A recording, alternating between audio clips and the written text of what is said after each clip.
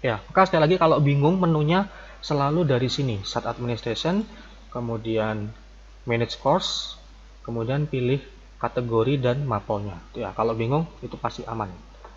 Oke, kita ke ekstrakurikuler untuk TIK, kemudian create new.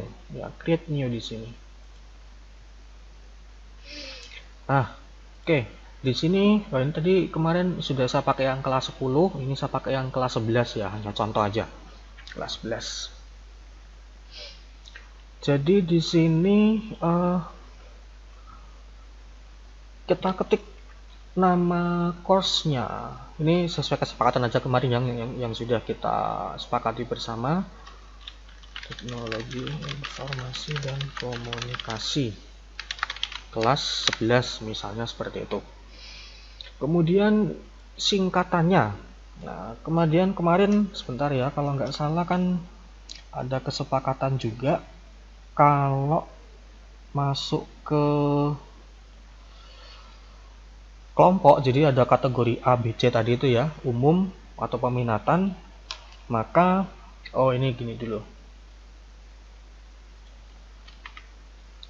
Oke, ini saya ambil contoh dulu yang sudah Pak Dedi share di grup. Contoh misalnya di sini ngajar fisika kelas 10 gitu ya.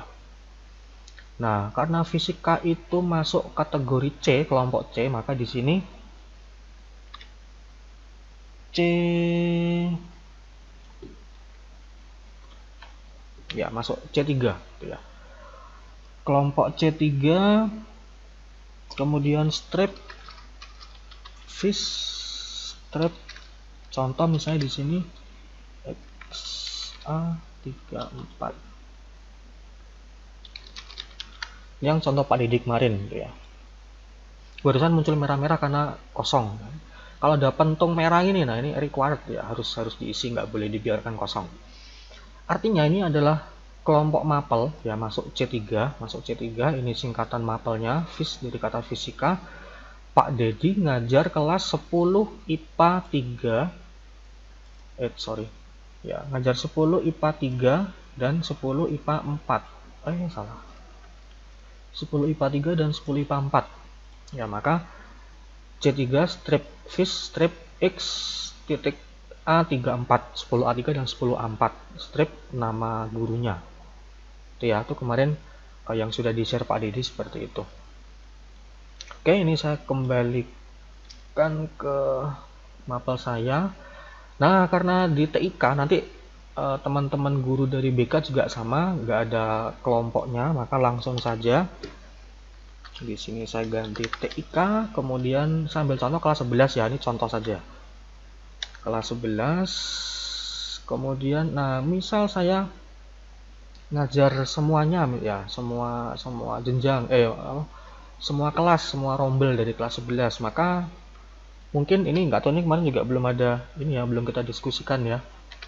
Nah, saya buat gini aja, jadi 11 AS, artinya ya IPA sama IPS semuanya. Oke, kemudian nama. Oke, kurang lebih seperti ini, kurang lebih. Oke ya, ini kategorinya tadi. Ini kalau tadi salah pilih, nah bisa kita perbaiki di sini, jadi nggak perlu keluar dulu ya. Langsung kita ubah di sini. Kemudian, nah ini kita mengatur course ini atau kelompok belajar ini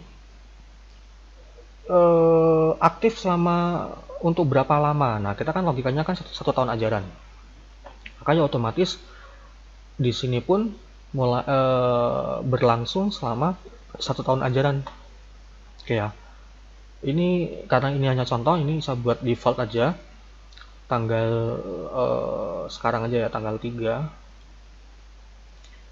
Juli 2020 berakhir sampai dengan tanggal 2 Juli misalnya 2021. Hanya misal saja. Oke, ini untuk membuat course, kemudian ini deskripsi dari mapel yang kita ajar. Mungkin di sini bisa kali ya kalau kita tuliskan secara umum semacam garis besarnya, nanti yang kita bahas itu mengenai apa saja gitu, mungkin bisa gitu ya. Jadi supaya tahu, oh nanti TIK kelas 11 tuh ngajar apa, contoh ya, tapi di sini kayaknya TIK kelas 11 gak ada TIK. Ya, nggak bermaksud PHP, enggak.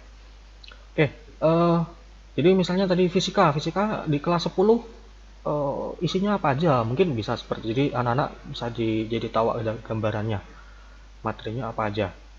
Ini kalau kita mau melampirkan file ya, apapun ya bisa juga.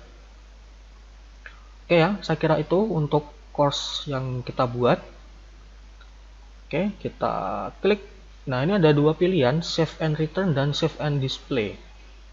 Kalau save and return itu langsung kita kembali ke apa ya, ke menu awal tadi, ke menu course-nya tadi. Kalau save and display langsung kita lihat isinya ini.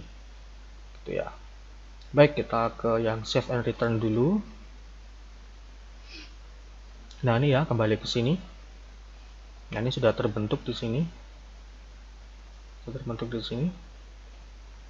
Nah, saya klik lagi tadi misalnya edit. Nah, ini ya. Kalau saya pilih save and display, jadi kita langsung view. Nah, ini isinya apa aja. Nanti ini untuk aktivitas-aktivitasnya nanti. Gitu ya, bisa di sini. Oke, saya kembali dulu.